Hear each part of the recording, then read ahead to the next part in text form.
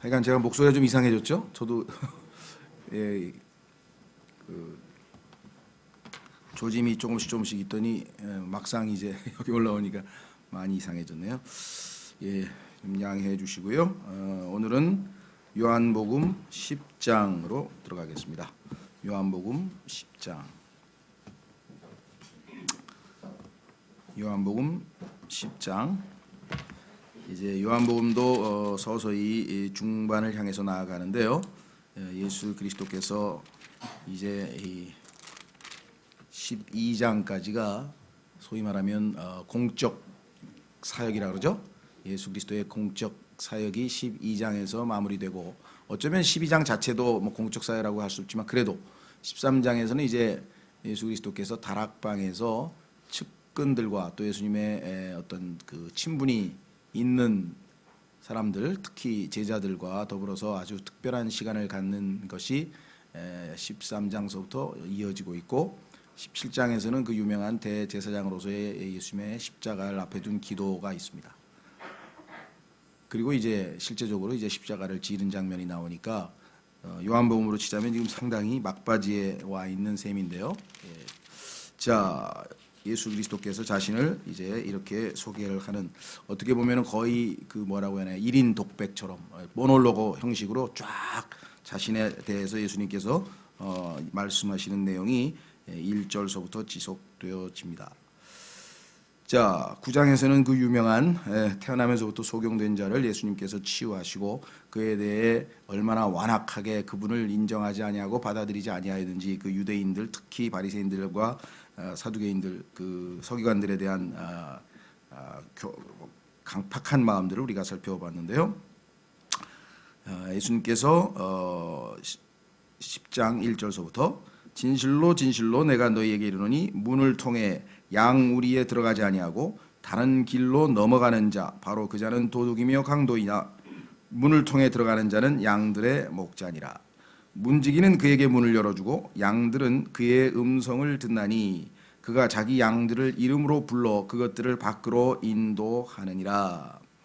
그가 자기 양들을 내놓은 뒤에 그들 앞에 가면 양들이 그의 음성을 알므로 그를 따라오되 낯선 자들의 음성은 알지 못하므로 낯선 자를 따르려 하지 아니하고 도리어 그에게서 도망하느니라 하시니라. 예수님께서 이 비유를 그들에게 말씀하셨으나 그들은 그분께서 자기들에게 말씀하신 것들이 무엇인지 깨닫지 못하더라. 이것은 비유라고 여기서 예수님께서 일단 6절에서 설명을 해놨네요. 자, 여기에 대해서 1차적으로 이 그리스도인들은 이 성경을 읽으면 바로 예수님이 우리의 목자시고 우리가 그분의 양이다, 이렇게 해서 교회 시대의 성도들에게 바로 적용하는 이 경우가 많이 있는데, 그러나 1차적으로 지금 이 대상이 유대인들이고, 그렇죠? 그리고 구약에서 하나님께서 이스라엘 백성들을 양으로 비유한 내용들이 굉장히 자주 나옵니다.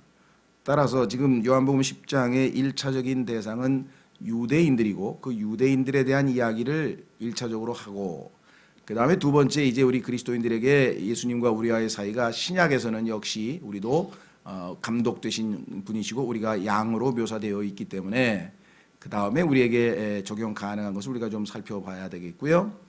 그 다음에 교리적으로 보자면 이것은 휴거를 예표하고 있는 것인데, 그래서 이 요한복음 10장은 사실 이게 쉽지가 않습니다. 아주 다양한 방식으로 해석을 해놔서 우리가 쉽게 접근하기는 어렵지만, 그래도 제일 중요한 원칙은 지금 현재 듣는 당사자들과 또 예수 그리스도께서 1차적으로 하신 말씀을 먼저 살펴본 다음에 우리에게 개인적으로 또는 영적으로 적용하는 것이 좋겠다. 자, 그래서 1차적으로 진실로 진실로 내가 너희에게 이르니 문을 통해 양무리에 들어가지 아니하고 다른 길로 넘어가는 자 곧 그 자는 도둑이며 강도이나 문을 통해 들어가는 자는 양들의 목자니라. 얼핏 보면 모순이 되는 것 같아요. 왜냐하면 밑에 내려가면 예수님께서 자신이 문이라고 하는 표현이 나옵니다. 9절, 내가 곧 문이니 누구든지 나를 통해 안으로 들어가면, 그러면 9절에 나와 있는 문과 1절에 나와 있는 문이 같은 문이 될 수가 있을까? 대부분 그냥 같은 것처럼 해석을 하는데, 실제적으로 보면 1절에서는 예수님께서는 뭐라고 얘기했는 거 아니? 2절에 문을 통해 들어가는 자는 양들의 목자니라. 그럼 예수님께서는 자신을 목자라고 했는데 1, 2절에 나와 있는 문은 예수 그리스도라고 보기가 어렵겠죠. 그렇죠? 무슨 말 이해가 되시겠어요? 그러니까 9절에 나와 있는 거는 그 문을 통해야만 예수님이 들어가는 문이니까 당연히 구원의 문 대신 예수 그리스도에 대한 언급이지만 그것을 무조건 문 하면 예수님이시다 이렇게 생각해서 1절과 2절에 나와 있는 내용을 바로 그냥 예수 그리스도에게 적용하기는 무리다는 거죠. 왜? 실제적으로 예수님이 목자라 그랬는데 동시에 문이시면서 목자이실 수는 없는 것이죠. 그래서 여기서는 지금 1차적으로 양우리는 유대민족, 즉 유대교 또는 이스라엘 민족 이렇게 됩니다. 그래서 하나님께서 그들을 양무리로 인도하고 계셨는데 문제는 그 양을 치는 목자는 당연히 당당하게 문으로 들어가죠. 그렇죠? 예. 왜? 범법을 한 게 아니니까. 그러나 엉터리들은 자기가 양이 진정한 목자가 아니기 때문에 그렇죠? 예, 몰래 담을 넘어 들어가거나 울타리를 뭐 뚫고 들어가거나 이런 비정상적인 방법을 쓸 것이라는 것이죠. 따라서 여기서 지금 나와 있는 1차적인 것은 예수 그리스도는 문을 통해 들어가는 양들의 목자다. 그래서 하나님께서 예비하신 이스라엘의 목자이신 예수님께서 당당하게 율법에 예언되어 있는 그대로 메시아의 모든 조건을 다 갖추시고 또 메시아로서 해야 될 모든 예언들을 다 성취하시고 누가 봐도 합법적으로 유대인들의 이스라엘 백성들의 길 잃은 이스라엘 백성들의 목자로 오신 분이 예수 그리스도시다 라고 하는 것을 확실하게 보여주고 있는 장면입니다. 예. 그러나 그렇지 않고 여기 도둑이나 강도라고 하는 것은 지금 문맥으로 봤을 때는 우리가 앞에 나와 있는 예를 들면 40절, 9장 40절에 나오는 그들과 함께 있던 바리새인들 중에 어떤 자들이 이 말씀을 듣고 그분께 이르되 하면서 바리새인들이라든가 당대의 종교 지도자들이 그렇죠? 구약에 하나님께서 말씀하신 바 그 합법적인 방법이 아닌 방식으로 싹군이죠. 그러니까 제대로 된 목자가 아니고 싹군 목자로서 자신들의 그 이득을 챙기기 위해서 종교인 노릇하는 그것에 대한 언급. 그래서 우리는 1차적으로 유대인들을 길 잃어버린 자들을 그렇죠? 길 잃어버린 이스라엘을 위해서 오신 예수 그리스도라고 우리 마태복음 10장에도 말씀하신 것처럼 인도하시기 오신 예수 그리스도다 이렇게 보시는 게 좋겠습니다. 다시 1절로 갑니다. 진실로 진실로 내가 너희에게 이르노니 문을 통해 양무리에 들어가지 아니하고 다른 길로 넘어가는 자 바로 그 자는 도둑이며 강도이나 문을 통해 들어가는 자는 양들의 목자니라. 그게 바로 나다라고 자신을 소개하는 것이죠. 문지기는 그에게 문을 열어주고 양들은 그의 음성을 듣나니 문맥으로 봐서 당연히 문지기는 앞선 선두주자인 침례인 요한에 대한 언급인 것 같습니다. 문을 열어주고 그래서 이 앞부분에 요한복음에 보면은 침례를 줄 때 그 침례가 왜 요한복음 당신이 뭔데 침례를 주냐 그랬더니 하나님의 어린 양을 이스라엘에게 나타내게 하기 위해서 내가 침례를 준다 이렇게 얘기를 했죠. 그래서 예수 그리스도와 이스라엘 민족을 연결시켜주는 연결고리로서 또는 예수님의 선두주자로서의 침례인 요한의 역할에 대한 것으로 해석이 가능하겠죠. 양들은 그의 음성을 듣나니 그가 자기 양들을 이름으로 불러 그것들을 밖으로 인도하느니라.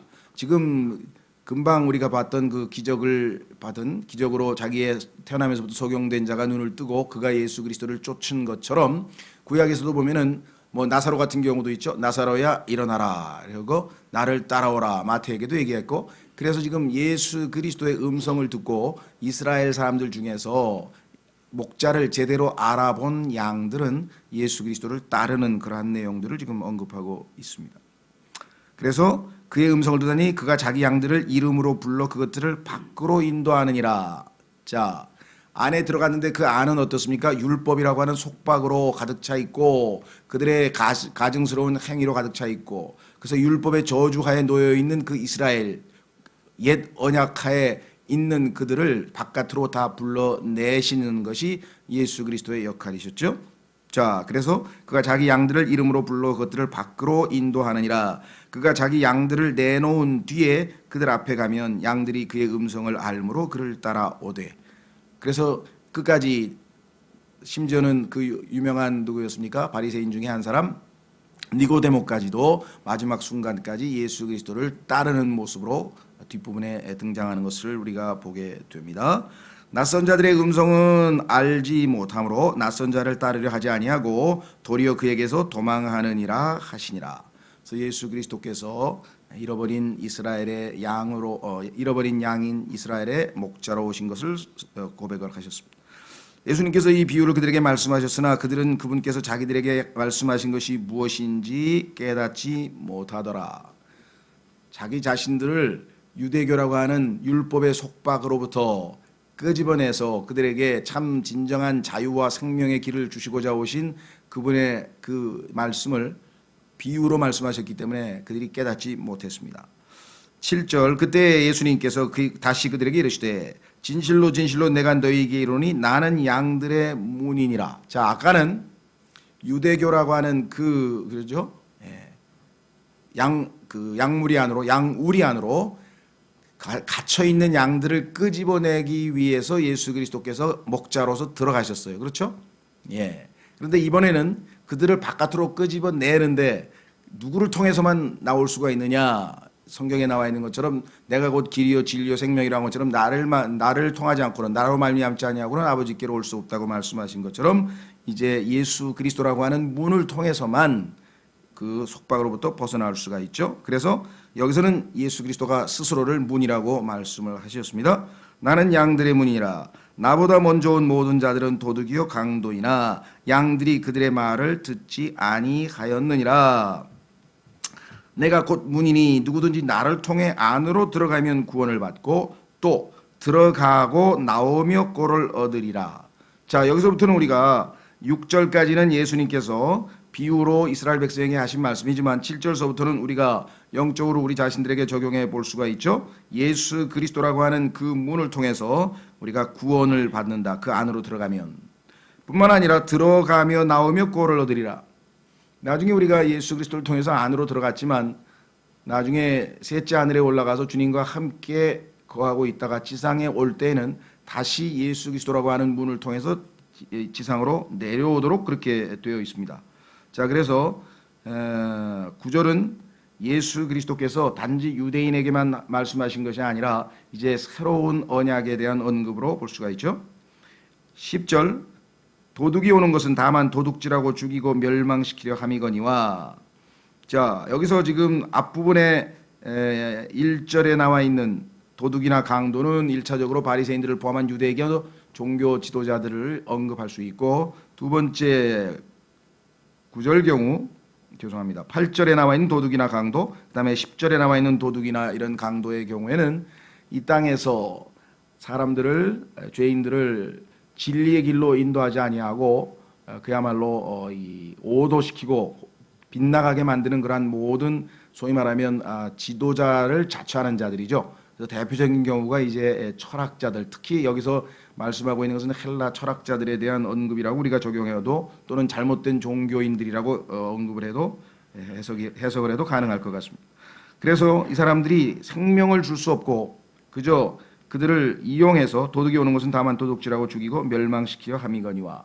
사탄이 보내서 예수 그리스도를 모방하고 그래서 사람들을 진리의 길로 또 생명의 길로 인도하지 못하고 결국은 멸망의 넓은 길로 인도하는 모든 영적 또는 이 세상의 스승들 또는 사상가들, 철학자들을 언급하는 것이라고 볼 수가 있습니다. 내가 온 것은 양들이 생명을 얻게 하고. 자, 예수 그리스도는 이들 거짓 도둑이나 강도들과 달리 자신의 생명을 내어주기 위해서 오셨다고 15절에 말씀하셨죠. 아버지께서 나를 알듯이 나도 아버지를 아노니 나는 양들을 위해 내 생명을 내놓느니라. 예수님이 오신 1차적인 목적은 자신의 생명을 죄인들의 죄값으로 대신 내어주시기 위해서 오신 것이다. 그래서 10절에 내가 온 것은 양들이 생명을 얻게 하고. 자, 이것을 우리는 우리 자신이 예수 그리스도를 믿고 영원한 생명을 얻은 것에 대해서 자주 적용하고 지금도 뭐 당연히 적용해도 가능하고 좋습니다. 다만 예수 그리스도께서는 우리에게 단순히 생명을 얻게 하는 것에 그치지 아니하고 분명하게 그 뒤에 더 뭐라 그랬습니까? 그 생명을 또 생명을 더욱 풍성히 얻게 하려 함이라. 자, 여기서 우리가 한 가지 조심해야 될 것은요, 이 생명이라고 하는 이 단어가 앞부분은 괜찮아요. 생명을 얻게 하고. 근데 뒷부분의 경우에는 우리는 생명이라고 하는 단어와 삶이라고 하는 단어가 같은 단어이면서도 문맥에 따라서 따로따로 쓰이죠. 그렇죠? 예. 그러나 영어의 경우에는 똑같은 단어입니다. life라 그랬죠? 예. 그러니까 우리가 생명이 없는 자들이니까 하나님의 거룩한 생명, 신성한 생명, 영원한 생명, 영생을 우리가 예수님을 통해서 얻은 것은 분명하고 그 다음에는 그 생명으로 어떻게 됩니까? 매일매일의 신앙 생활을 해야 되죠. 생활. 무슨 말이 되셨습니까? 그러니까 여기서는 생명을 얻었는데 더 풍성하게 얻는다 그러면은 뭐 생명을 이미 한번 얻었는데 어떻게 더 풍성하게 얻는다는 거냐? 조금 뉘앙스가 그렇죠. 근데 여기서는 생명을 얻고 더 풍성한 삶을 생활을 한다는 뜻으로 우리가 해석을 하면 훨씬 더 느낌이 와닿죠. 그러니까 이 영어는 똑같은 한 단어가 문맥에서 그렇게 자연스럽게 이해가 되기 때문에 별 문제가 없는데 우리의 경우에는 어느 순간에는 생명이라고 번역을 해야 되고 어느 순간에는 삶이라고 번역을 해야 되는데 제가 보기에는 뒷부분은 또 더 풍성한 삶을 살게 하려 함이라 또는 얻게 하려 함이라 이게 돼야 본래의 취지가 생명을 어린아이가 얻었죠. 갓난아이가 어머니 뱃속에서 태어나면서 이제 생명을 얻었습니다. 그럼 그 아이가 자라면서 살아가는 거지 생명을 더 얻는 건 아니잖아요. 더 많이 생명을 얻는 건 아니죠.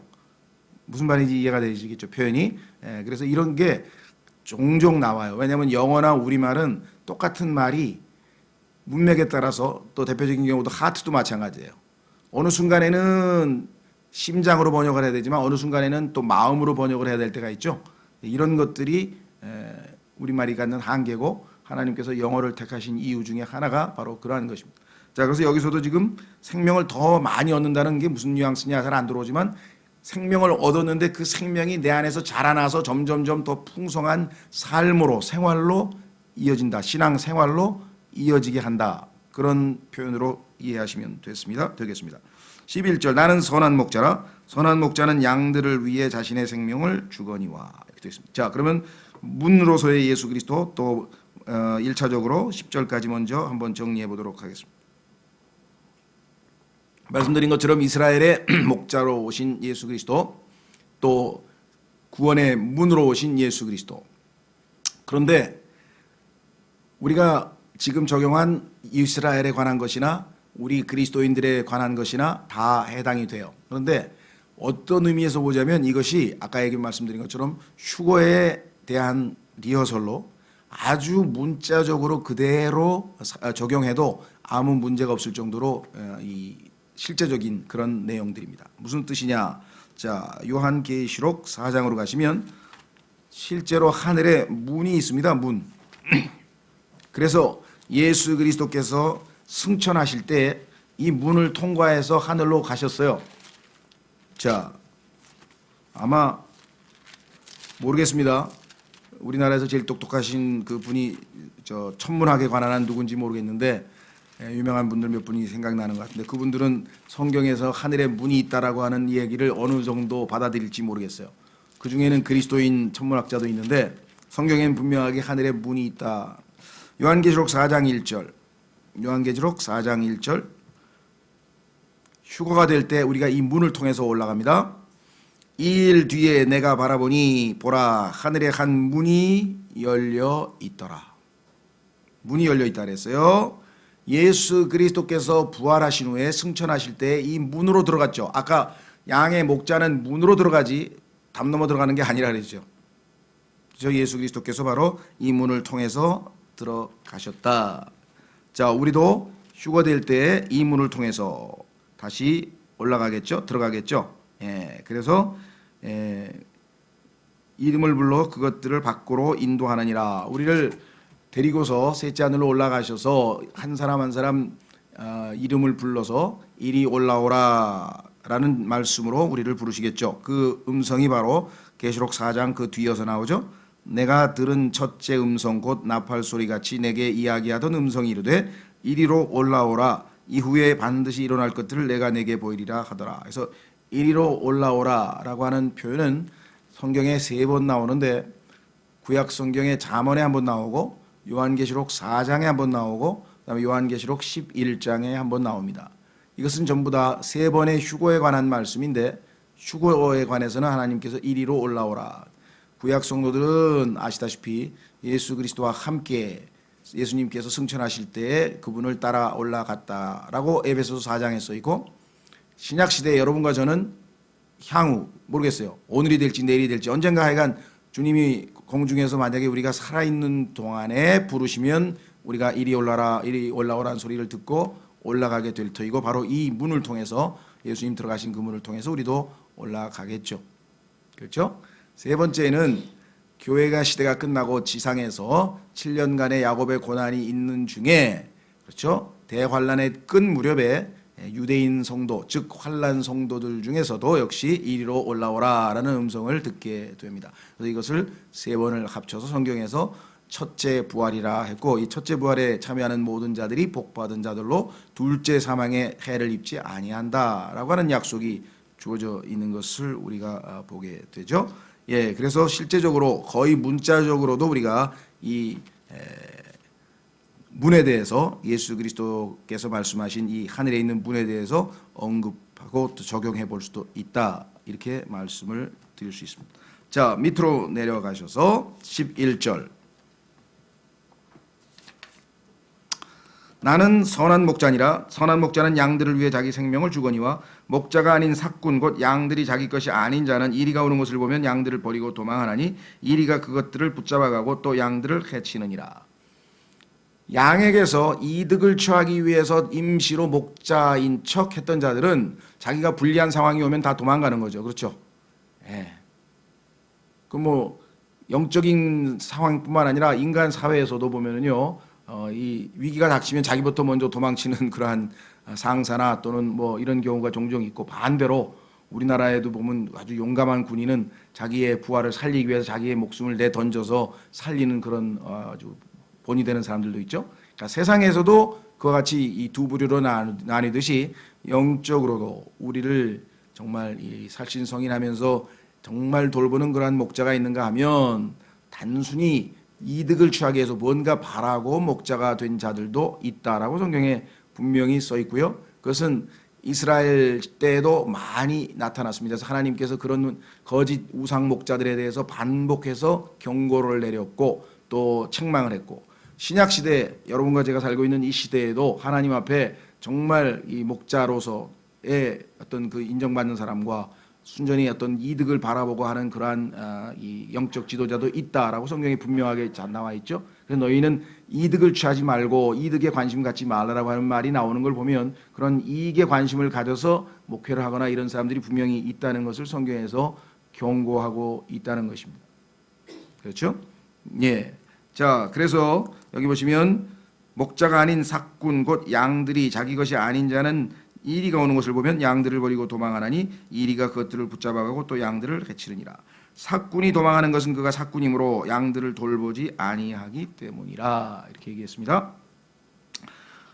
반면에 예수 그리스도는 어떤 분이신가? 나는 선한 목자라. 내 양들을 알고 내 양들도 나를 아노라. 아버지께서 나를 알듯이 나도 아버지를 아노니 나는 양들을 위해 내 생명을 내놓느니라. 선한 목자와 삭군 목자의 차이인데요. 나중에 이 삭군 목자는 스가랴서에 가면은 우상 목자라고 하는 적 그리스도가 대표하게 됩니다. 한번 확인해 보겠습니다. 구약 성경 스가랴서 11장으로 가면 우상 목자라고 하는 표현이 나와요. 목자가 다 같은 목자가 아니고 우상 목자와 선한 목자, 이게 둘로 나뉜다. 그리스도도 주의 그리스도와 적 그리스도로 나뉜다. 천사들도 하나님의 천사와 마귀의 천사들로 나뉜다. 이걸 구분할 줄 알아야 우리가 하나님의 말씀을 제대로 공부하는 것이겠죠. 스가랴서 구약 성경 끝에서 두 번째 책이죠. 스가랴서 11장에 가면은 16절 17절 보겠습니다. 스가랴서 11장 16절 17절. 보라, 내가 한 목자를 그 땅에 일으키리니 그가 끊어진 자들을 돌아보지 아니하고, 여기 나와 있죠. 돌아보지 아니한다 그랬죠. 어린 자를 찾지 아니하며 상한 자를 고치지 아니하고 잠잠히 서 있는 자를 먹이지 아니하고 오히려 기름진 것들의 고기를 먹고 또 그것들의 발굽들을 갈기갈기 찢으리라. 그 양떼를 버리는 우상 목자에게 화가 있을지어다. 칼이 그의 팔과 오른쪽 눈에 임하리니 그의 팔이 깨끗이 마르고 그의 오른쪽 눈이 완전히 어둡게 되리라 하시니라. 여기에 지금 우상 목자, 그렇죠? 참되신 예수 그리스도 선한 목자. 자, 다시 돌아옵니다. 선한 목자와 함께 우리의 삶을 살고 그분과 영원히 복된 축복을 누리게 된다고 하는 것은 정말 이 땅에 태어난 인간으로서는 최고의 복이죠. 자, 지고의 복이 아닐 수가 없습니다. 다시 돌아오셔서 11절, 나는 선한 목자니라. 선한 목자는 양들을 위해 자기 생명을 주거니와. 그렇습니다. 생명을 내어주는 것이 진정한 사랑이죠.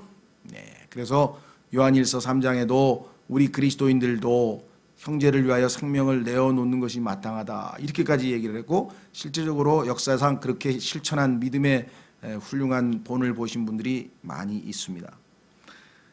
자, 그래서 우리는 16절까지 오늘 마칠 터인데요. 16절, 또 이 우리에 속하지 않은 다른 양들이 내게 있으므로 그들도 내가 반드시 데려오리니 그들이 내 음성을 듣겠고 이로써 한 우리와 한 목자가 있으리라. 16절에 대해서는요 아주 해석이 분분합니다. 그런데 두 가지는 아예 엉터리고 두 가지는 우리가 좀 참조해야 되고 그렇습니다.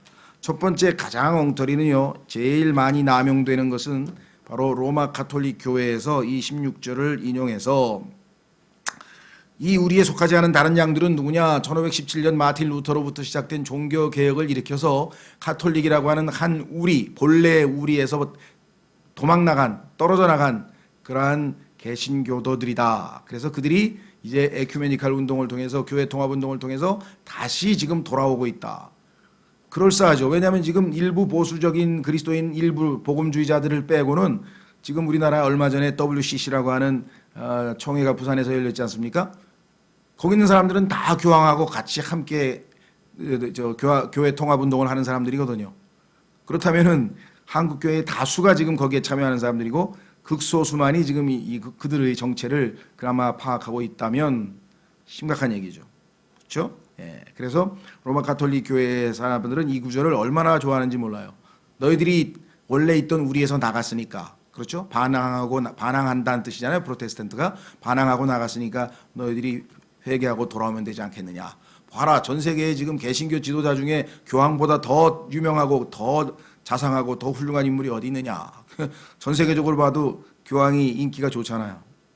등등등등으로 해서 지금 분위기는 뛰어가고, 더더군다나 전 세계가 지금 종교 통합은 지금 이제 아직 완전히 안 이루어졌어도, 자, 유엔이라고 하는 그 기구를 통해서 정치적인 통합이 이루어지고, 그 다음에 유엔 산하의 유네스코라고 하는 조직으로 인해서 문화 통합이 이루어지고, 그 다음에 WTO라고 하는 체제를 통해서 경제 통합이 이루어지고, 그 다음에 뭐 지금 전 세계의 인터넷이나 SNS를 통해서 전 세계가 지금 완전히 글로벌로 돼서 한 세계가 되어버렸기 때문에 종교에 관한 한 우리도 다 동일하게 한 가지를 믿자, 이런 분위기로 지금 갑니다. 그런데 그 최고 수장이 누구야? 당연히 교황이 되셔야 된다, 이렇게 지금 몰고 가는 거죠.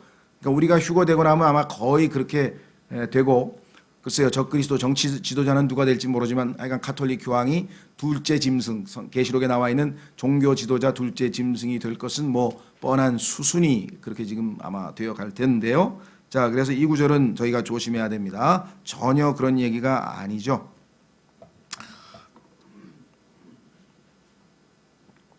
이번에도 아마 모르겠습니다. 교황께서 무슨 말을 했는지는 잘 모르겠는데 제가 관심도 없고, 그래서 실제적으로 이 최근에 일어났던 그 브렉시트라고 하는 것은 1500년대, 그죠? 1500년대 말 무렵에 실제로 영국에서 종교 분열로 일어나서 생긴 거죠. 당시에는 로마 가톨릭으로 전 유럽이 하나 되어 있었습니다. 다 로마 가톨릭으로 전 유럽이 하나 되어 있었는데 1517년 여러분들이 아시는 것처럼 종교개혁이 일어났지만 그 전에는 다 하나가 되어 있었죠. 그때 영국의 헨리 8세라고 하는 왕이, 뭐 그 사람은 좋은 동기에서 교황과 결별한 건 아니고 이혼을 하고 싶은데 교황이 이혼을 허락을 안 해주는 거예요. 근데 교황은 이혼을 허락해 줄 수가 없는 게 스페인의 그 출신의 가톨릭 신자인 영국 여왕이 헨리 8세의 부인인데 그 가톨릭 여인하고 이혼하고 개신교 여자하고 결혼하려고 하니까 교황으로서는 정치적인 역학관계에서 도저히 용납을 못하는 거죠. 거기에서 이제 소위 말하면 첫 번째 종교적 브렉시트가 이미 거기서 벌어졌는데요. 하여간 묘하게 또 이 마지막 시점에 와가지고 영국이 또 이 유럽으로부터 떨어져 나간 것은 뭔가 심상치 않은 것 같아요. 영국의 역할이 아마 하나님께서 주어진 뭐 역할이 있는 건지, 이 영국에서 킹제임스 성경이 나온 나라이기 때문에 뭐 제가 함부로 추측은 못하겠습니다만은 그냥 지켜만 보고 있는 중입니다. 자, 두 번째는 뭐냐면 이건 또 황당해요. 그것은 뭐냐? 지구 이외에 다른 외계에 있는 양들이 또 있다. 이렇게 또 아주 허황된 소리를 하는 사람이 있어요. 그것도 뭐 제껴놓고.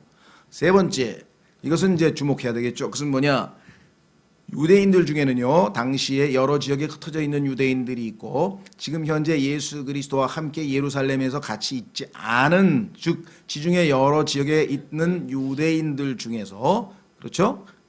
마음이 주님께로 향한 그러한 사람들을 이끌어서 하나 되게 한다. 그러니까 성경에 보면은 유대인들이 유럽 전역에 흩어져 있는데 그들 가운데에서도 주님에 대한 메시아 사상의 메시아를 학수고대하며 기다리고 있었던 유대인들이 있었다는 것이죠. 그래서 여기서는 지금 그들도 반드시 데려온다고 했을 때는 바로 그 1차적으로는 유대인에 대한 것이다. 이렇게 해석을 하고요. 두 번째는 영적으로 우리 그리스도인들, 다시 말하면 이방인들 중에서 예수님을 믿고 구원받을 유대인들이 아닌 이방인 성도들일 것이다. 그렇게 우리가 적용해 볼 수 있겠죠. 왜? 실제적으로 성경에 보니까 유대인과 이방인이 둘로 쪼개져 있었는데 예수 그리스도께서 화평 헌물이 되셔서 우리가 하나 되어서 한 세 사람으로 교회가 됐다라고 에베소서 2장에 기록되어 있죠. 한번 확인해 보겠습니다. 그래서 에베소서 2장으로 가시면 이것은 우리 그리스도인에게도 해당이 된다. 에베소서 2장